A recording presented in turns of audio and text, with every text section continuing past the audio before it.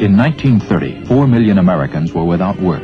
By 31, unemployment had doubled. They used to tell me I was building a dream with peace and glory ahead. Why should I be standing in line, just waiting for bread? President Hoover kept saying that prosperity was just around the corner.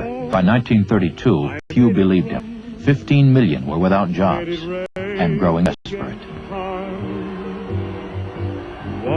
That spring, World War I veterans living in Portland and Seattle were on their way to Washington to petition Congress for early payment of their Army bonus.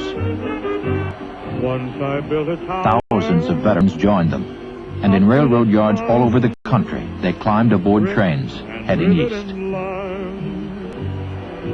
Once I built a tower.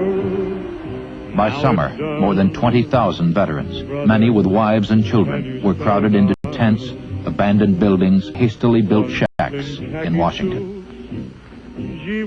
Though their protests were peaceful, the president considered them radicals and communists and refused to meet with them. So the bonus army carried its protest to the steps of the Capitol, and while Congress debated, they waited with their families on the grass. When word came that the Senate had said no, they stood and sang America. Without money or a place to go, thousands of defeated veterans stayed on in Washington. When a conflict with police in late July left 2 veterans dead, Hoover ordered General Douglas MacArthur to take charge. Believing revolution was in the air, the general called out the troops.